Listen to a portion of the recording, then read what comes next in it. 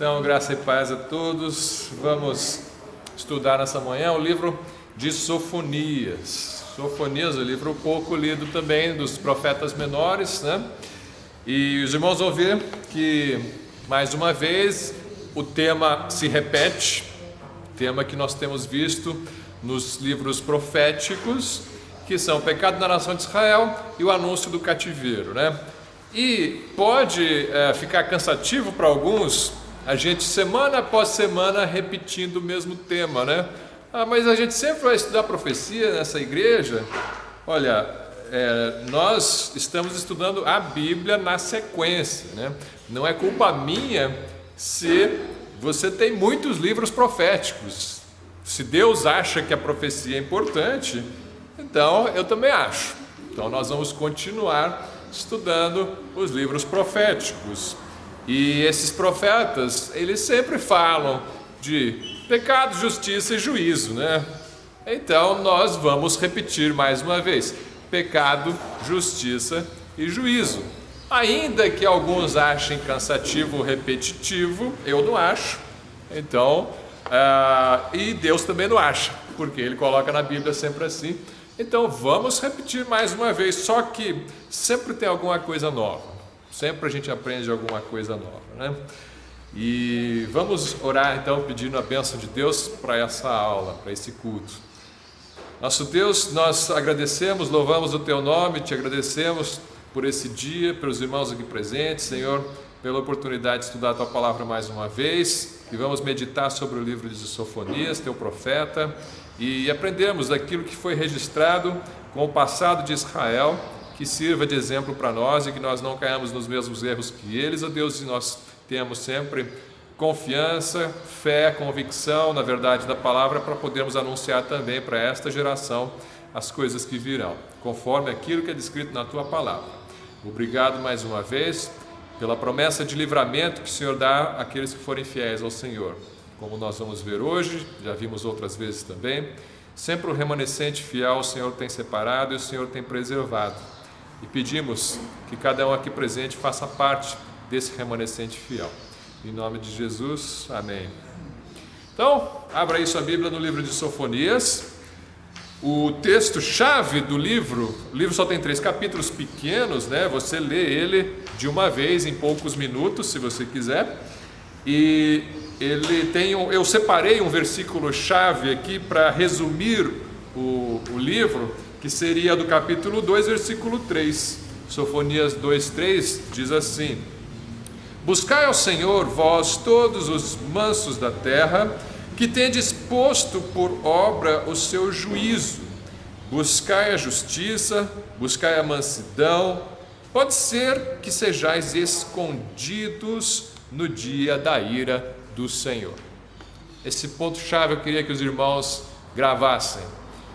Busque o Senhor, que pode ser que você seja escondido no dia da ira do Senhor. Palavra-chave aqui é escondido. Escondido, tá? Todos os profetas que nós temos visto falam do dia do Senhor. Eles mencionam aí o dia do Senhor e eles chamam o povo ao arrependimento. Sofonias vai fazer a mesma coisa, vai chamar o povo ao arrependimento, só que ele já sabe também, pela revelação de Deus, que o castigo virá, que a nação como um todo não irá se arrepender.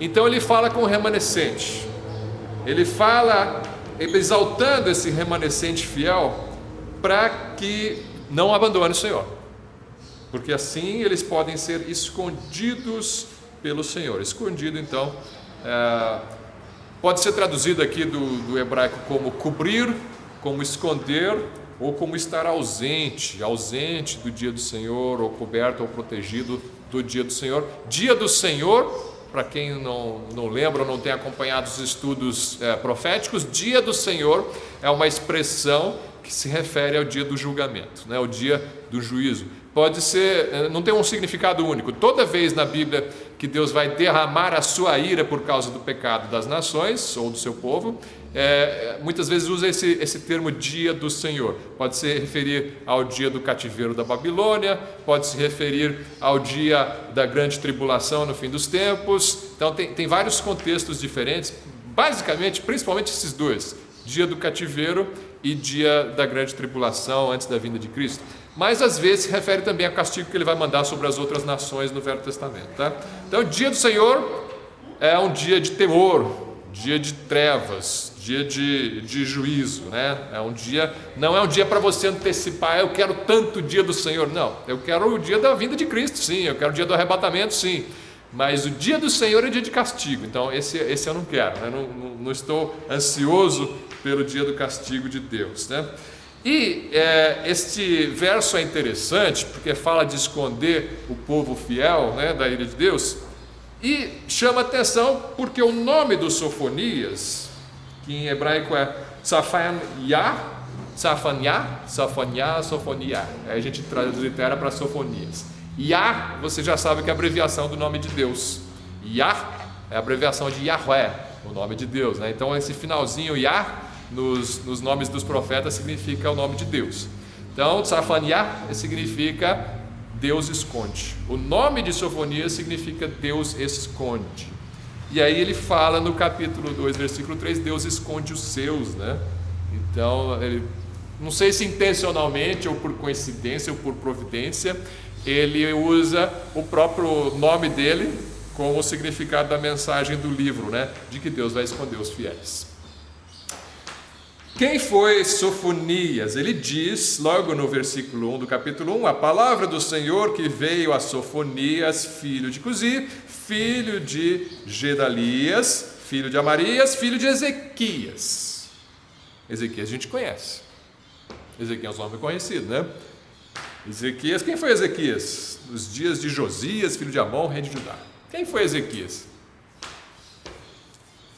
É aquele Ezequias famoso da Bíblia aí, que alguém deve lembrar quem foi, né?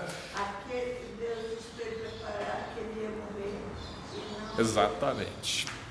Deus mandou o profeta dizer, ó, você vai morrer, prepara a tua casa, você vai morrer. Aí ele ora e Deus dá mais quantos anos de vida para ele? 15 anos, né? E é 15 ou é 14? Agora eu fiquei na dúvida. Mas em torno disso aí.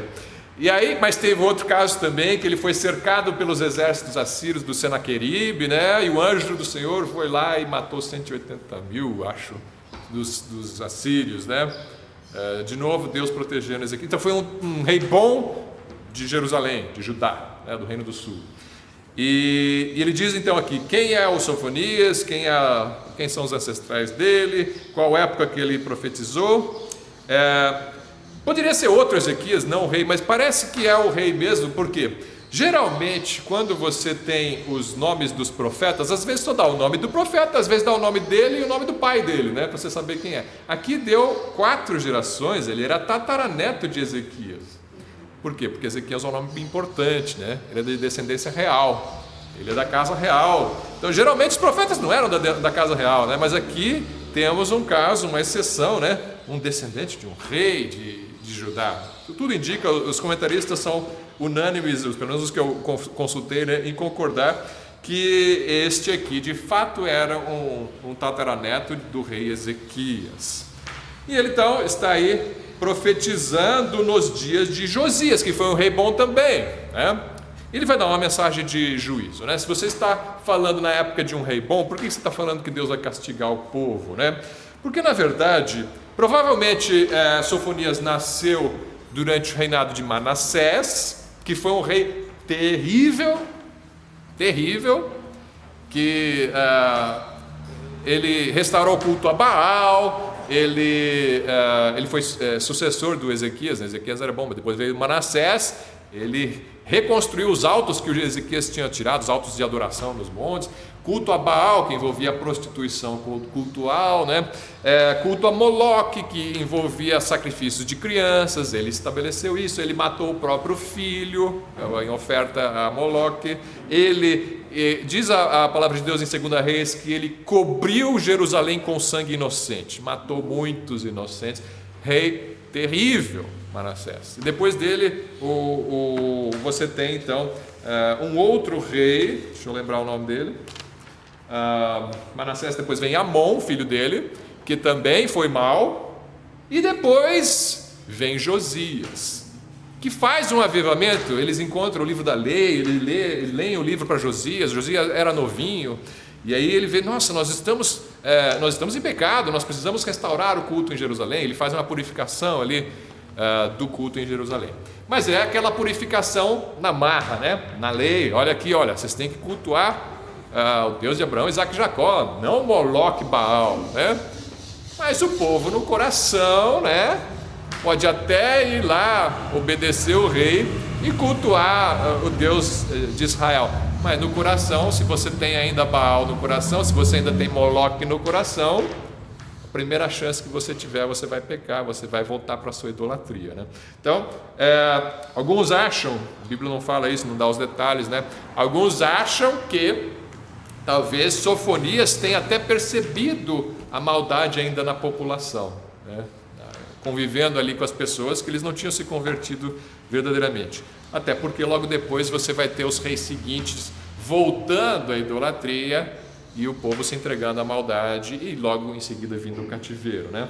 Então você tem aí um contexto dos tempos de Josias, um avivamento forçado pela lei. O Josias fez o que tinha que fazer mesmo, pela lei, mas não uma integridade de coração do povo querendo servir a Deus, porque se fosse assim, eles teriam permanecido depois que Josias morreu, e não foi o caso. Quando Josias morreu, eles voltam às suas práticas pagãs, né? Então, é por isso que o livro de Sofonias vai falar de juízo, apesar de você ter um rei de boa vontade ali, o Josias, tá?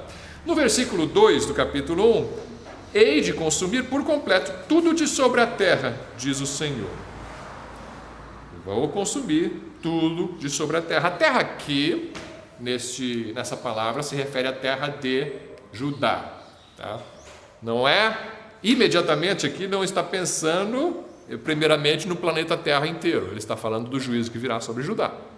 Mas nós entendemos que tem uma palavra profética também para o fim dos tempos, porque isso aqui é um exemplo.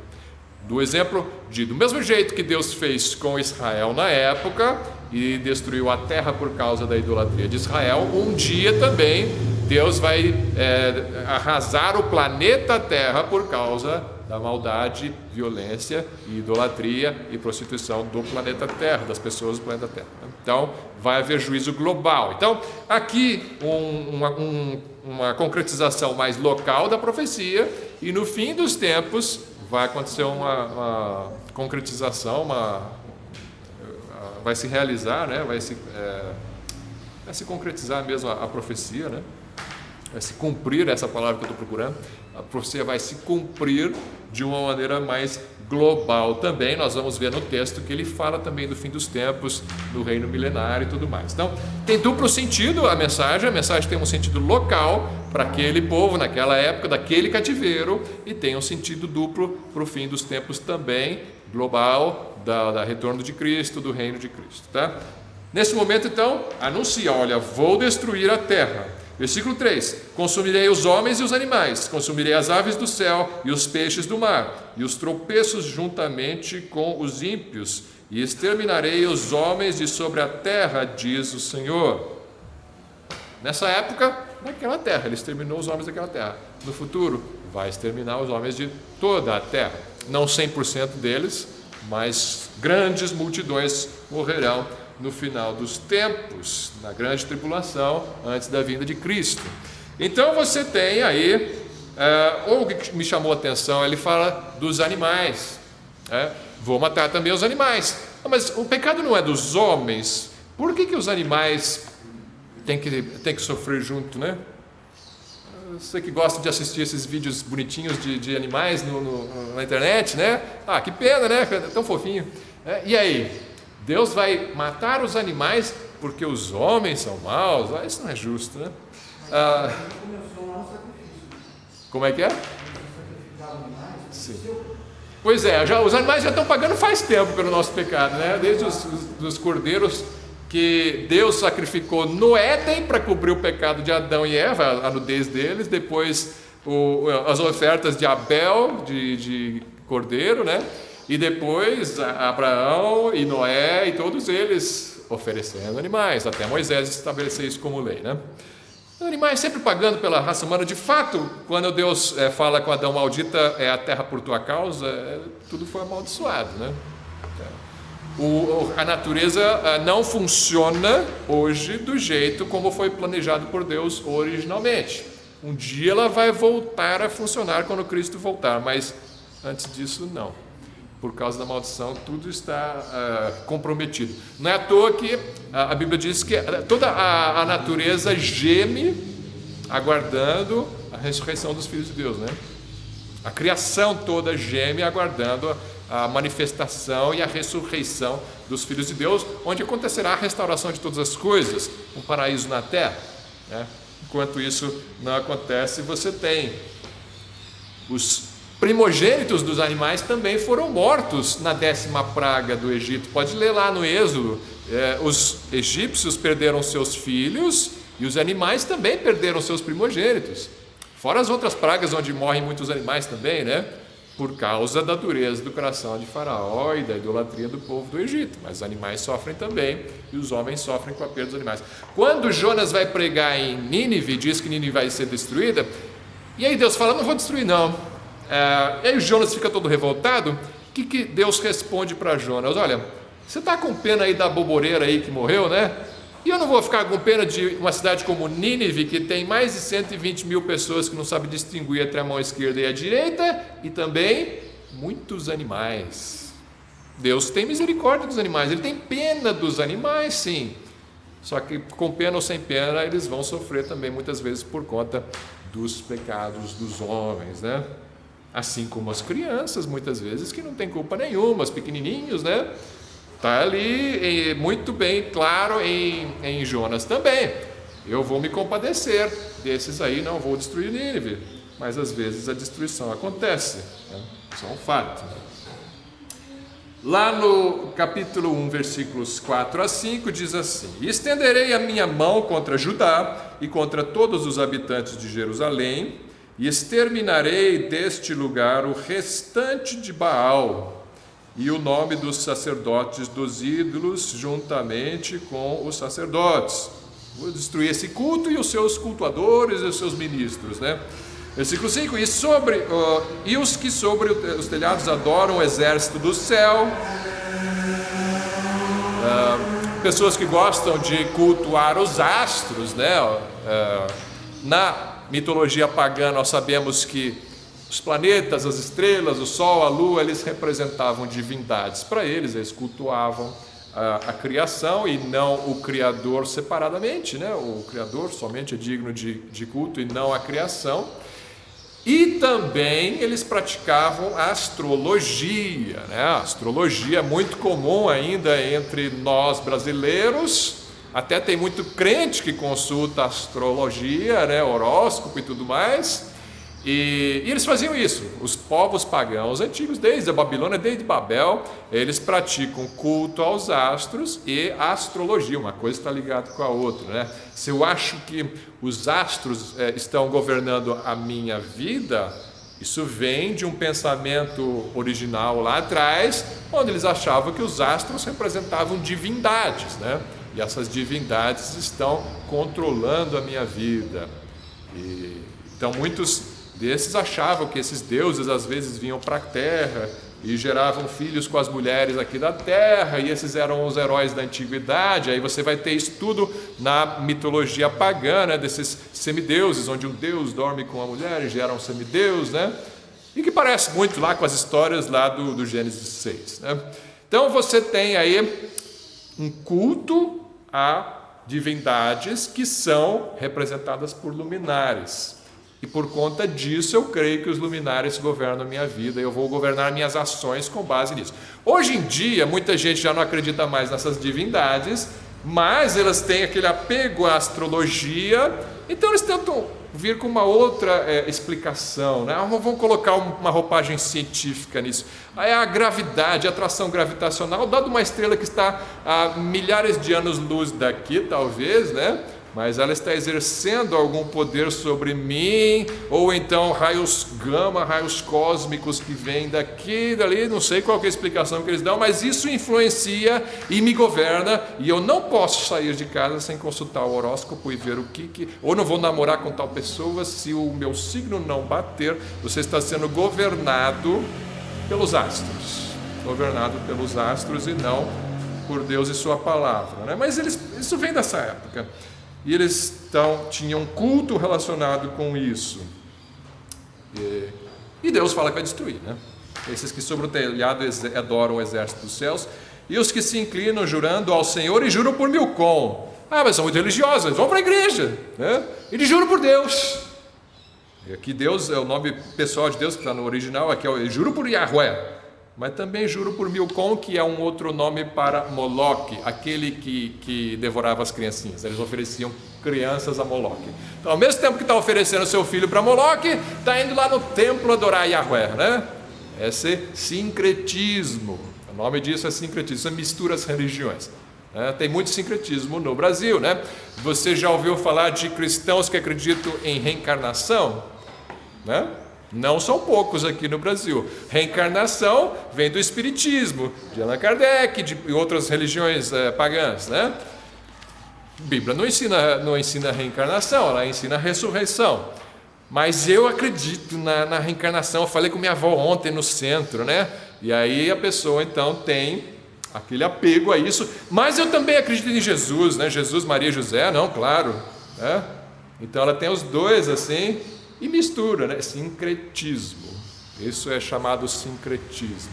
Você vai na Bahia, tem muito sincretismo, né? Você vai ver Umbanda e cristianismo misturados, assim, você não consegue distinguir mais, mas isso aqui é um terreiro ou é um culto cristão, né? Aí você fica na dúvida. Mas, afinal de contas, o que está acontecendo, né? Então, muito sincretismo no nosso país também. Em Israel tinha, e Deus trouxe juízo sobre Israel por conta do sincretismo. Deus vai trazer juízo sobre o Brasil por conta do sincretismo, pode ter certeza disso. Então ninguém vai ter desculpa no dia do Senhor, quando vier a grande tribulação. Mas por que isso está acontecendo no Brasil? Deus é brasileiro, né? A nossa nação tão religiosa, com tanta fé, por que Deus permitiu? Não vai ter desculpa. Se você olhar para a Bíblia, você vai saber exatamente por que as coisas estão acontecendo, né? Versículo 6: e os que deixam de andar em seguimento do Senhor, e os que não buscam ao Senhor, nem perguntam por Ele. Ele está falando de duas classes de pessoas que sofrerão juízo aqui em Israel. Duas classes de pessoas. Uma que deixou de seguir o Senhor, e outra que nunca seguiu o Senhor.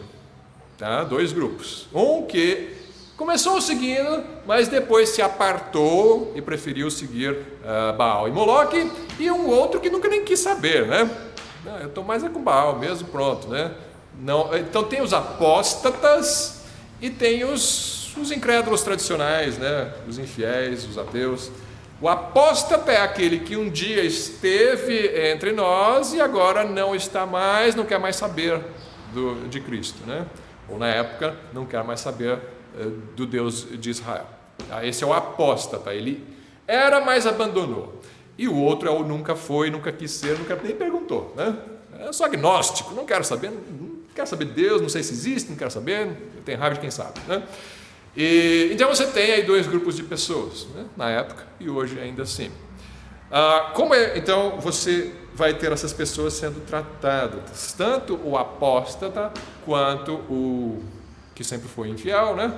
Ele vai sofrer o juízo do castigo.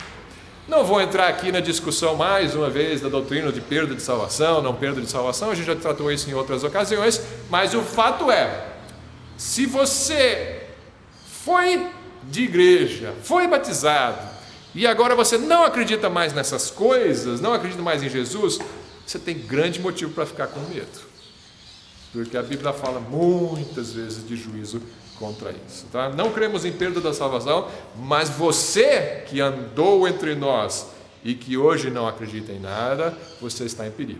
Arrependa-se, porque o juízo virá, certamente virá, né?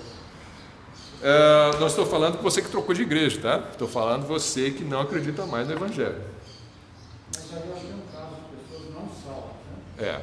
Intelectualmente foram convencidas até o ponto. Pois é isso que eu falei, eu não vou abrir essa porta para essa discussão novamente, mas é isso que eu creio. É isso que o irmão falou, é que eu creio, né? Que a pessoa não nasceu de novo de fato, né? Pois não, mas um dia lá, um dia eu acreditei, né? Mas não acredito mais. Poxa vida, né? Então, você tem aí juízo anunciado sobre essas pessoas. E aí você tem uma comparação aqui com aquela parábola do semeador. Se você for lá no Mateus 13, vamos fazer uma comparação? Mateus 13. Ele falou aqui de gente que estava com o Senhor, mas abandonou. E aí você tem um grupo que nunca foi, né? Nunca se interessou. Vamos comparar isso com a parábola do semeador? Então você tem o Mateus 13, versículo 20, 19 em diante. Quando Jesus já está explicando a parábola, não vou ler a parábola aqui de novo, ele quando está explicando, né, o que aconteceu, a maioria dos irmãos já conhece a história, né? O semeador saiu semeando, e aí tem diversos tipos de terreno, alguns brotam, outros não brotam, né?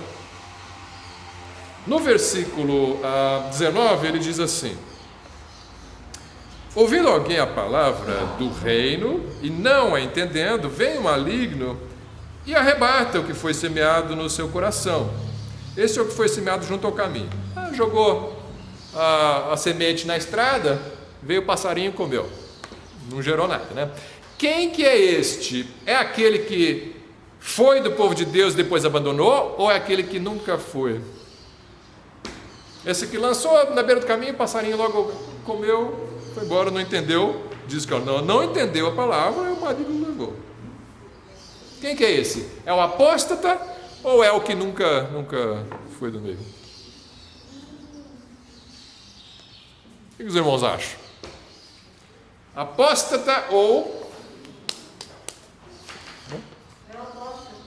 Será? Olha só, o passarinho fez o quê? Olha só, ele ouvindo alguém a palavra do reino e não a entendendo, veio o maligno e arrebata o que foi semeado. Rapidamente, olha, ele ouviu o evangelho, mas não entendeu, não se converteu, não foi batizado, não andou na igreja, nada. Tá? Ele é aquele que ele vai e volta para a sua vida, não quer nem saber. Não é o apóstolo. Então, ele é simplesmente um incrédulo, né? Não acredito nisso, não. Não sei por que vocês acreditam nisso, né? Essa história toda esquisita, né? Deus que morre, Deus morre, depois ressuscita, Deus não morre, né? Essas coisas esquisitas, né? Não quero isso aí, não. Né? Pronto, o passarinho levou. Depois você tem, no versículo 20 e 21, ele fala assim: mas não tem... Vamos voltar no 20, né? O que foi semeado em pedregais é o que ouve a palavra e logo a recebe com alegria. Opa, me converti. Né?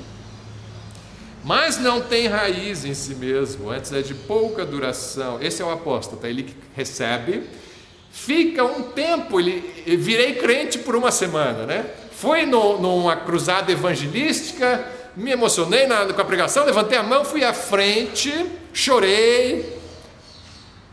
Fui uma semana seguinte na igreja, o pregador não está mais lá, estava chato isso aqui, né? Estava mais legal lá no show quando teve a conversão, mas agora está chato. Né? Ele vai mais uma semana, não, acho que morreu aquilo que eu tinha aqui, né? Não tem raiz, aí ele abandona, não tem raiz. Não deu aquele arrepio, né? E aí ele se abandona, ele vai. Então, mas não tem raiz. É de pouca duração. Chegada a angústia e perseguição por causa da palavra, logo se ofende. Pensa nos judeus lá em Israel, Manassés perseguindo. Não, né? Eu vou largar isso aqui, vou seguir Baal, né? Porque se eu ficar com Yahvé, Manassés vai derramar meu sangue nas ruas de Jerusalém. Aí ele se afasta. Não tem raiz, não tem coragem de ser crente, né? Não, eu vou seguir Baal, que é melhor, né? Tá? Então, tem uma diferença entre os tipos de pessoas. E aí você tem um outro tipo que é mencionado no versículo 22, e o que foi semeado entre os espinhos É o que ouve a palavra, mas os cuidados deste mundo e a sedução das riquezas sufocam a palavra e fica infrutífera. Esse aqui pode ser uma pessoa também que ouve a palavra, gostou-lhe, quase, né? Mas daí tem cuidados do mundo. Aqui já é uma situação diferente, não é perseguição, não é o medo. Não, é porque eu tenho muito trabalho para fazer, né? Eu tenho muito dinheiro para ganhar. Eu tenho muitas coisas aqui, muita diversão, né? E eu quero conhecer a vida, né? Eu quero experimentar os pecados do mundo. Então, ele não é por perseguição, é por amor aos seus próprios prazeres, aí ele fica longe de Deus, tá? Então, são os tipos diferentes. Todos serão mortos, segundo a palavra de Sofonias. Todos esses serão mortos. Se você era, depois abandonou, ou então se você nunca quis ser, não interessa. Aí você fica inventando as suas teorias aí para explicar por que um é assim, por que o outro é assim. Deus vai falar, não estou interessado nas suas teorias não. Você creu e manteve sua fé em Jesus Cristo? Sim, então entra no gosto do seu Senhor. Você diz que creu, mas amanhã você abandonou? Então sinto muito, porque a salvação é pela fé. Se você não tem fé, não vai ser salvo, né? Então aí a parte mais teórica, mais complicada, deixa cada um discutir. Mas assim, cuidado. Não se brinca com Deus, né? Não se brinca com Deus. E aí você vê, voltando a Sofonias, você tem lá no capítulo 1, nós vimos, agora se você olhar no versículo 8, ele diz assim: acontecerá que no dia do sacrifício do Senhor castigarei os príncipes e os filhos do rei, e todos os que se vestem de trajes estrangeiros. Ué, não pode vestir roupa importada? Trajes estrangeiros, por que ele vai castigar quem está usando roupa estrangeira, roupa de outro país? Não pode usar roupa importada? Eu já usei roupa importada, no momento não. Mas eu já usei roupa importada.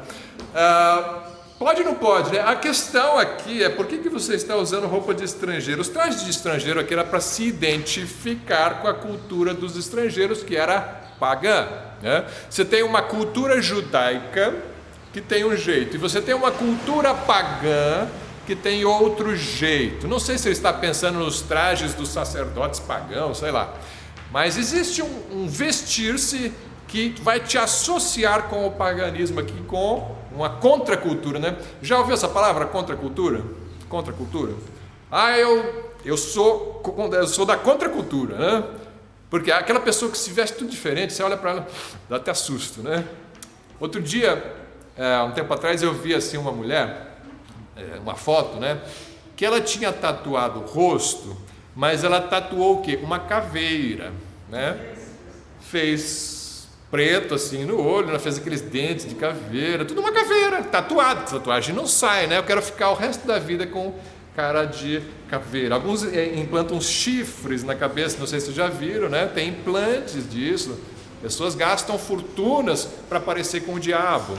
E aí fica ali para o resto da vida com aquela aparência. Mas é só gosto, né? Gosto é gosto, não se discute, né? Cada um tem um gosto, não existe certo e errado, não existe bonito e feio. Já ouviu falar isso? Não existe bonito e feio. Isso é só gosto. Você acha feio, ela acha bonito ficar igual uma caveira. Não é que ela acha bonito, não é que ela tem que respeitar. Não é que ela acha bonito, é que ela é da contracultura. Ela quer chocar. Ela quer um visual agressivo que choca a cultura. Qual cultura? A cultura estabelecida. Qual é a cultura estabelecida no Ocidente? A cultura judaico-cristã, que ainda trazemos dos antepassados, né? O visual tradicional, normal, é um visual que vem de uma cultura judaico-cristã. Apesar de que as pessoas não são cristãs verdadeiras, mas ainda a cultura ainda predomina, né? Mas, quando uma pessoa quer um visual muito agressivo para chocar a sociedade, é porque ela quer ser contra a cultura. Eu não quero isto sobre mim. E eu me rebelo. Existem certos visuais que são para comunicar rebelião. E aí você está copiando os pagãos. O que eles estão fazendo aqui? Esses que se vestem com trajes estrangeiros. Existe um traje que é neutro, você pode usar uma roupa que... Isso aqui foi projetado por algum estilista para pessoas como eu. Tem gente que acha careta, tem estilista que fala, esse povo é careta, eu vou fazer uma roupa para eles, né? Não foi um crente que projetou isso, provavelmente, né? Mas ele sabe, crente gosta de usar isso, eu vou fazer uma roupa para ele. E outros são neutros, uma roupa mais colorida, uma roupa estampada, não tem problema. Agora, existem certos visuais que têm intenção de chocar, outros visuais têm intenção de sensualizar. Um pode ser muito agressivo ou outro muito erótico. Então, eles têm intenções por trás de roupas e visuais e tatuagens também.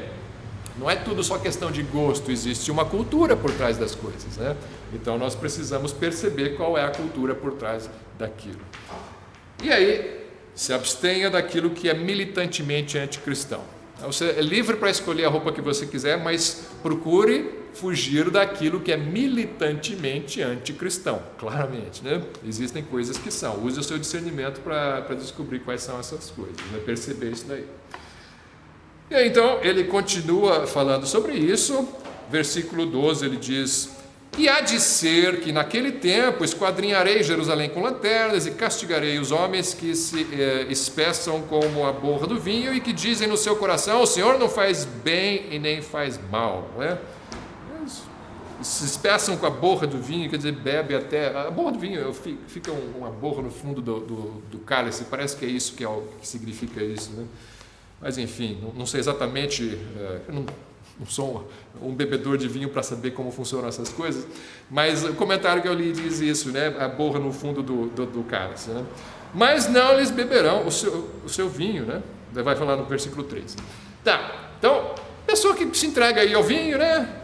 E diz no seu coração, Deus não faz nem bem nem mal, até acredita em Deus, acho que Ele está lá e nós estamos aqui, né? Ele deixa cada um viver do jeito que quiser, Ele não vai interferir. Tem gente que também pensa assim. Olha, eu sou um humanista. O humanista crê assim que o homem é responsável por seus problemas e por suas soluções. A gente não vai invocar Deus para resolver os nossos problemas. Nossa responsabilidade, se Deus existe, eu respeito quem acredita, então Ele está lá, mas neste mundo, nós homens é que devemos resolver as coisas, né? Homens e mulheres, não invocar divindades, assim, essa superstição. Nossa responsabilidade aqui. Deus não atua aqui não. Deus não faz nem bem nem mal. Tem gente que acha assim. Deus não se intromete na minha vida e você também não se intromete na minha vida, né? Então é assim. E eles vão cair do cavalo, porque na verdade Deus faz tanto bem quanto o mal. Deus faz mal. Não, Deus não é pecador, não vai pecar. Mas assim, Ele manda castigo, né? Ou simplesmente provações, como mandou para Jó, provações, e Jó falou, recebemos o bem de Deus, não receberíamos também o mal, né? Sim, Deus mandou o bem, mandou o mal, então louvado seja o nome do Senhor. Essa era a atitude de Jó. Então, segundo Jó, Deus manda tanto o bem quanto o mal. Só que alguns homens aqui no livro de Sofonias dizem, Deus não manda nem o bem nem o mal, isso é tudo aleatório. É tudo por acaso, né? Aconteceu, é culpa nossa, ou é simplesmente um acaso, conviva com isso, né? Não, para o crente não existe isso. Existe a vontade de Deus e Deus faz o bem e faz o mal. Ele manda o juízo e Ele manda a bênção, né? Então você tem aí bem claro, no capítulo 2 de Sofonias, ele vai começar um apelo pela conversão geral da nação. Ele diz assim no versículo 1, congregai-vos, sim, congregai-vos, ó nação não desejável, estou falando de Jerusalém, né, de Judá, antes que o decreto produza o seu efeito e o dia passe como a pragana, antes que venha sobre vós o furor da ira do Senhor, antes que venha sobre vós o dia da ira do Senhor. Fala para a nação se converter, mas caso ela não se converta, fala agora para os escolhidos. Versículo 3, buscai ao Senhor, vós todos os mansos da terra. Primeiro ele falou para todos os pecadores, agora vai falar para os mansos. Mas todos os mansos da terra, que tendes posto por obra o seu juízo, os justos, ele está falando agora, buscai a justiça, buscai a mansidão, pode ser que sejais escondidos no dia da ira do Senhor. Escondidos. Talvez, né? Então, no caso deles funcionou. Por quê?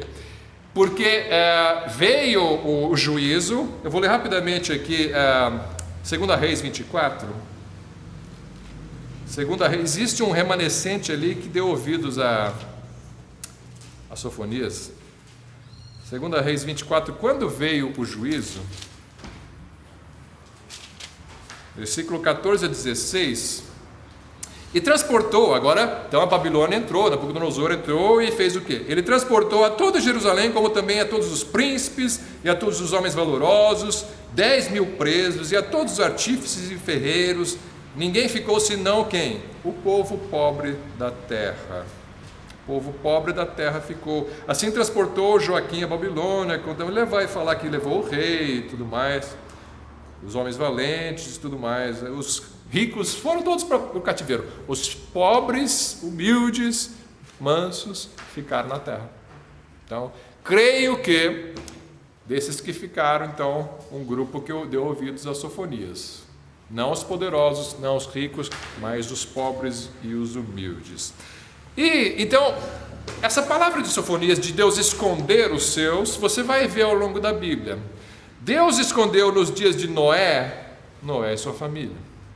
Deus escondeu nos dias de Sodoma e Gomorra, Ló e suas filhas. Ele protegeu, ele tirou. Então você tem aí Deus escondendo, Deus protegendo no dia do Senhor. Eu creio que em Apocalipse capítulo 3 ele tem uma promessa similar a essa de Sofonias, parecida com ela. Apocalipse 3:10.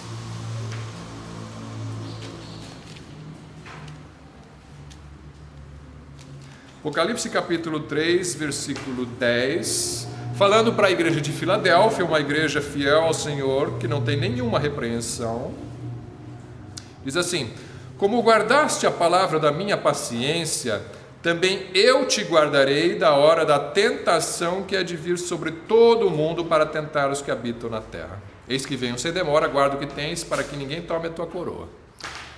Então, eu creio o seguinte, que aqui ele está falando da grande tribulação. Logo em seguida, nos outros capítulos, ele vai descrever a grande tribulação. Então, essa hora da tentação que há de vir sobre toda a terra é a grande tribulação. Pensa no Sofonias, os babilônios vão entrar e vão arrasar essa terra, tudo bem. Futuro, o anticristo vai aparecer, vai perseguir muitos e as catástrofes naturais vão arrasar toda a terra. Mas ele vai guardar Filadélfia da grande tribulação que virá sobre toda a terra. Eu creio que assim como Deus guardou Noé do dilúvio, guardou Ló de Sodoma e Gomorra, guardou os fiéis remanescentes em Jerusalém da invasão da Babilônia, ele também vai guardar o seu povo da grande tribulação que há de vir sobre toda a terra. Existe toda uma discussão aí que alguns acham que a igreja vai passar pela tribulação, mas Deus vai protegê-la, ou então que a igreja vai ser arrebatada antes para não sofrer a tribulação.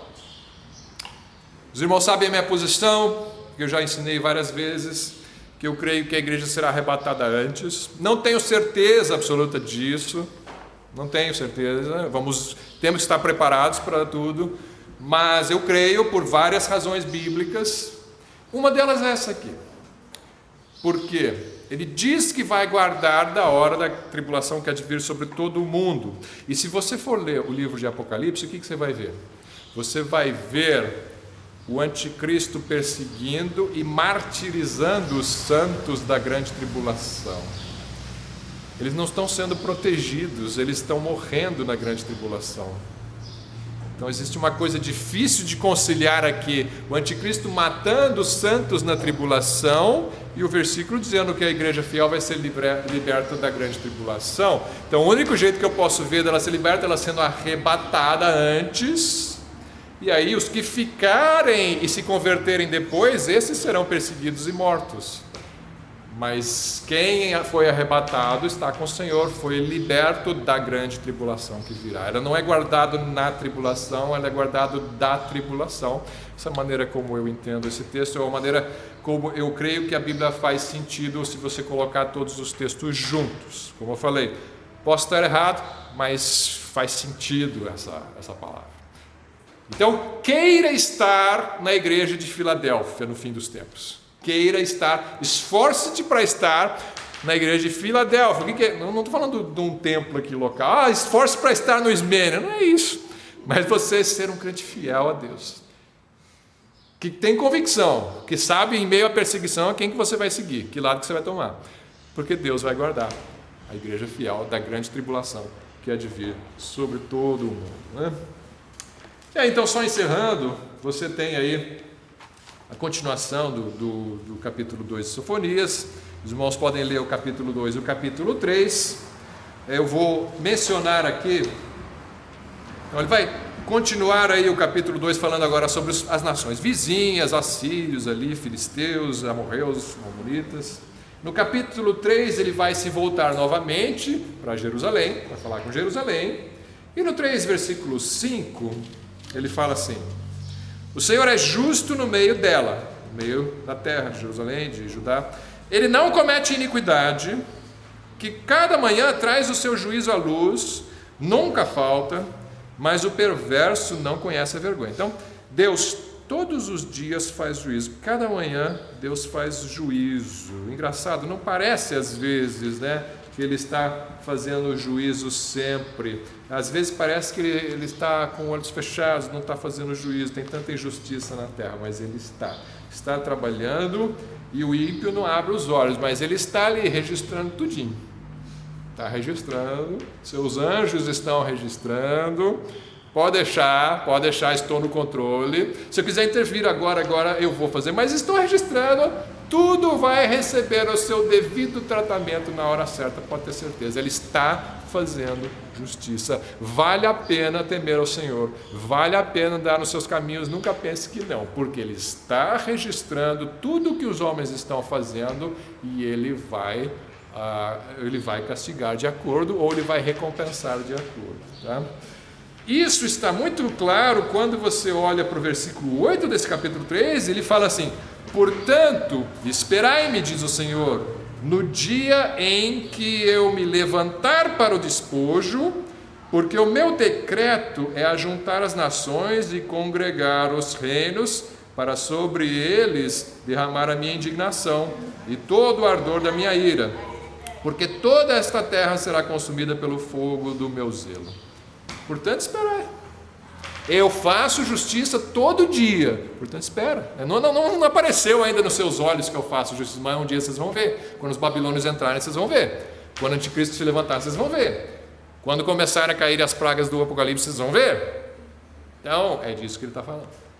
Eu estou anotando, então espere. Portanto, esperai-me. Espere no Senhor que a justiça virá. E aí, versículos 9 e 10... Porque então darei uma linguagem pura aos povos, para que todos invoquem o nome do Senhor, para que o sirvam com o mesmo consenso. Lógico que agora ele está apontando para o fim dos tempos. Isso aqui não é só uma linguagem local lá para o cativeiro da Babilônia. Está falando todos os povos vão me adorar. Isso vai acontecer no milênio, quando Cristo vier esses castigos, Ele vai purificar a terra e todos os povos vão me adorar. Além dos rios da Etiópia, meus zelosos adoradores, que constituem a filha dos meus dispersos, me trarão sacrifício. Agora ele está pensando nos judeus da diáspora, dos judeus dispersos aí entre os povos, né? E versículo 11 e 10: naquele dia não te envergonharás de nenhuma das tuas obras, com as quais te rebelaste contra mim, porque então tirarei do meio de ti os que exultam na tua soberba, e tu nunca mais te ensoberbecerás no meu santo monte. Mas deixarei no meio de ti quem? Um povo humilde e pobre, e eles confiarão no nome do Senhor. Assim como foi nos dias de Sofonias, quando os babilônios entraram e levaram os poderosos, os arrogantes, os idólatras, e deixaram os humildes e pobres, no fim dos tempos vai ser igual.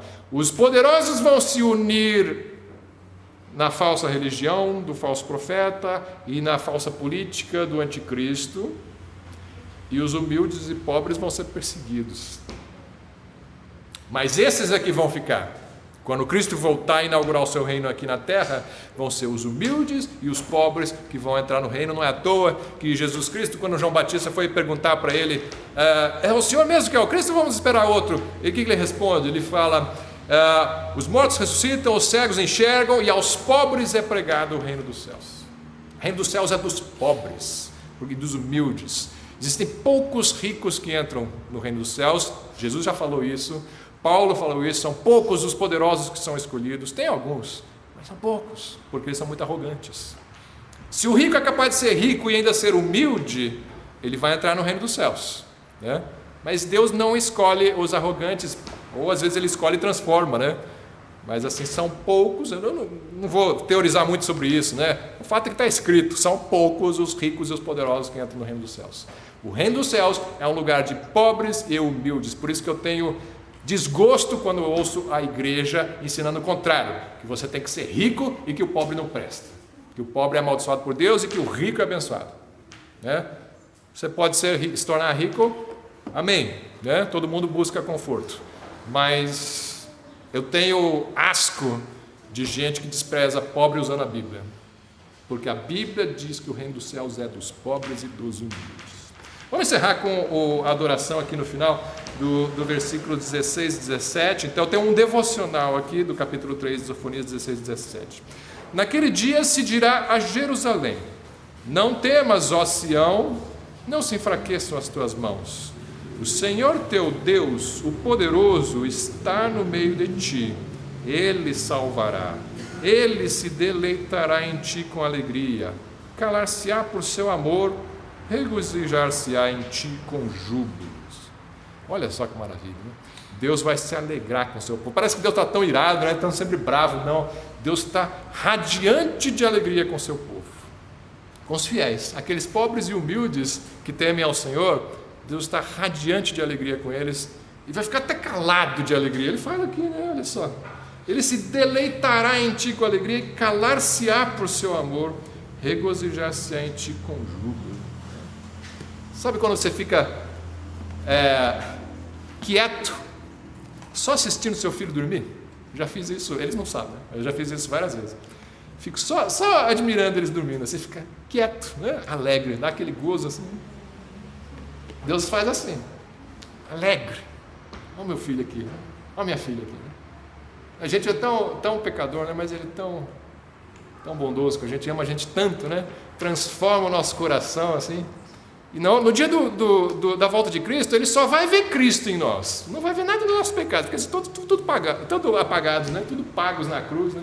Tudo lançados lá no profundo do mar. Ele não vai ver pecado nenhum, isso é só alegria. Deus vai se alegrar conosco tanto, e nós com Ele. Eu mal posso esperar para chegar esse dia. Eu sonho com esse dia. Eu quero estar nesse reino do Senhor. Amém, irmãos? Vamos encerrar com oração. Senhor nosso Deus, te louvamos pela tua alegria em nós. A alegria do Senhor é nossa força. Quando o Senhor se alegra conosco, nós nos alegramos com o Senhor. Ajuda-nos, Senhor, para que esse sentimento tome conta dos nossos corações, mesmo nas nossas vidas difíceis às vezes, sofridas aqui nesse tempo aqui na terra, mas que possamos parar para refletir sobre a grandeza do Senhor, o teu amor sobre nós, e nos alegrarmos com isso, percebendo que o Senhor se alegra conosco, Deus. Perdoa-nos nossos pecados, ajuda-nos a caminhar mais próximos do Senhor, para servir de luz para esse mundo, Deus. E abençoa também a reunião que vamos ter agora, em nome de Jesus. Amém.